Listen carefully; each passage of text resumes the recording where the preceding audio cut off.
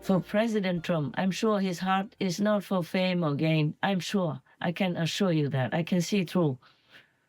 He just wants to help his country. He's just passionate about his people, his country. He wants to make it a better place.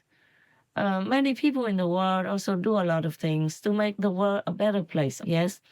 So President Trump is one of them, just maybe more passionate than a lot of them, a lot of others. So because of that, he has to go through a lot of trouble. But President Trump, he also has his moments of weariness, of being afraid, but he continues. A hero is not a person who is afraid of nothing, but a person who is scared but continues to do his job. That is a real hero. Only a mindless person, brainless person is not aware of the suffering of being shot or not aware of the suffering, nerve breaking of going to court for the things that you did not do and being blamed wrongly. President Trump is smart, witty, alert. He cannot be not aware of all that, and he cannot like suffering at all. No, he suffers like all of you if you are him. If you're in his position, you suffer, you have pain also. But he continues because he has his noble goal. He wants to achieve his noble aim to make America great again. We will achieve success that no one can imagine. We will have the strongest economy, the most secure borders, the safest cities, the most powerful military, the best trade deals. We will dominate the frontiers of science, medicine, business, technology, and space.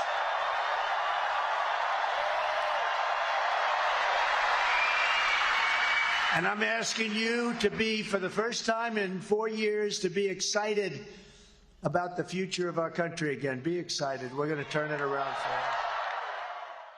And if America is great again, it also positively affects other countries, affects the whole world also, because America is the biggest country, great in many qualities. So because of that, he has to do it. Because he cannot just say he loves his country, he wants to do that, to do this, but he doesn't have any title. It doesn't mean that he cares or he clings to the title of president, but he has to have that title in order to have many powers, many privileges, so that he can continue to do his work, to help his people and help the world. Similarly, God wants me to claim the title openly so that all the kings can come and pay homage to me and pledge their help. They do help me a lot nowadays, a lot. I don't ask a lot, but whatever I ask, they help. All for you. Congratulations. For them all, I too must have some responsibilities, must help them to be liberated. Kings of heavens will also die, being degraded in status, and go to the karma world to be judged accordingly. If they don't have a mentor, powerful mentor, to continue teaching and uplifting them, that's the loving gift from a Buddha and the King of Kings and the King of Dharma turning wheel also. So when President Trump became elected, I didn't write anything to congratulate him personally. I don't have to. I just signed relief, a big sign of relief. But we still have to keep an eye on him because many people want to harm him. In the name of God, I congratulate the Americans for having a good president who really cares for their welfare. And the world will also benefit a lot in many ways. And now I'm going to probably create a very big offense to some Buddhist monks. But please, if you can, please stay in one place and let people come make offerings to you. It's more comfortable for you and for them also to have a chance to see you. Because if many of you monks go out and beg on the street like that, not everybody can see you because they don't know where you're going next. So only some can see you. It could also endanger you. It could also give you an infection from the pandemic or any kind of virus nowadays.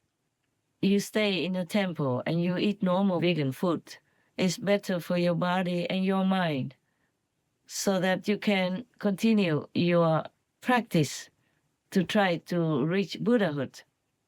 It's better than kind of making it hard for your body like that. Eating once a day doesn't make you become a Buddha, I told you. Otherwise, many hungry people who die of hunger would become a Buddha. No. Or even hungry ghosts could be praised as a Buddha because they don't eat anything even. You can eat twice a day, okay? Maybe 3 times is too much, but twice a day is okay. Once in the morning and once before sunset. At the time of the Buddha, it was not convenient to stay in one place. And for people, it was also not convenient to go a long way to make offerings to you. But nowadays, it's easy. So please take care of your Buddha's body because you need it to reach Buddhahood. Even maybe not in this lifetime, but if you continue to practice this lifetime, you earn a lot of merit, and next lifetime continue. Then who knows, maybe in next lifetime you become Buddha. But you must take care of the body. Nowadays, there's a lot of sickness all over, and you never know when you might get it or got it. Because going outside is not easy to keep yourself clean. It's not like you can see water anywhere, anytime, all the time. And walking barefoot in some places is very good. But in other places, maybe not, because maybe there's some broken glass and you don't see well because you're distracted by some people who come to see you or make offerings to you, or some worms or some viruses or some bacteria on the ground, especially if that area just has been flooded. And all the dirty things or broken toilets will contaminate the ground that you walk on, and you will have sickness. Not only you harm your body, but you make the doctor and the nurses busy, and the people around in that area when they have to deal with a lot of trouble due to natural man-made disasters or karma already. There will be many patients, many hungry people already. So you don't want to make an extra burden for them. And then if you go around and eat only once a day, people might even think that you are a Buddha or praise you, and that deducts your merit a lot. Even if you don't think you're a Buddha and you don't want to accept that title, people are desperate. They look for something, somebody that they think is holy enough to lean on, to praise, to get some merit from, for their refuge. But they themselves might not change too much, and their karma will be too overwhelming for you if you're not a Buddha. Even if you're a Buddha, it will overwhelm you with too many people who make offerings to you, praise you, and do not change their life. Even Buddha had karma from disciples. That's why one time for 3 months he had to eat horse feet. It says so in the Buddhist story. And because of that, he had assassination attempts quite a few times. Some are officially told, some are not. And even the karma of the world rubbed off on Anand. So that's why when the Buddha asked him, or told him that the Buddha could stay forever, and Anand didn't ask him, oh, then please stay. You see, the karma of the world shut him up. So he could not open his mouth, or maybe he didn't even hear anything, because the karma of the world is so heavy. It rubbed off on him, so he could not hear what the Buddha say. He could not understand what the Buddha meant or wanted him to say. So do not think that being a monk is enough to carry all this karma of the people who make offerings to you.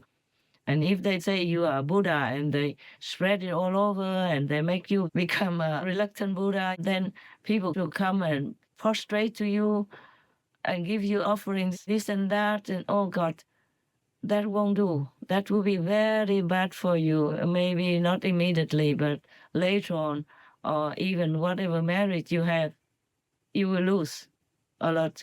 Or they will make your arrogance rise up to the sky, and you will forget your real motive in the beginning. Also, that will make people be less respectful to other monks and nuns who stay in fixed temples and eat whatever the disciples offer to them. These monks, though they eat, I don't mean all the monks, of course, they are bad monks, you know that. Some monks are very good, but their physical body needs to eat more than once a day. Also to eat so that they can take medicine or something. Even these monks, they carry the karma of disciples also because they take offerings from them. So they have to share their karma as well. That's why people come to see monks and priests and nuns and make offerings, hoping that they will have the merit from the monks and nuns so that their life becomes better. Most people ask only for material things, like their family becomes better, richer, their daughter marries a rich boy, or the boy meets a good wife, or makes better money, better business, etc. So all that you have to share, whatever merit you have, if you have any, you have to share all this collective karma. The more disciples, the more followers you have, the more karma you have to take. Unless you are Maya or Maya's family members, then you probably look like nothing happened to you, but that doesn't mean you are Buddha or you have a lot of merit. No, none. Anyone who contacts others for offerings or any benefit has to share that person's karma. And you never know what the followers are doing at home or in their heart, what do they think, or how much bad karma they have in this lifetime or from the last lifetime that continues to flow over. All that you have to remember and bear it. So if you are monks, nuns, or priests, you have to truly, every day humbly thank God, thank the Buddhas for helping you, for forgiving you, for supporting you with their power.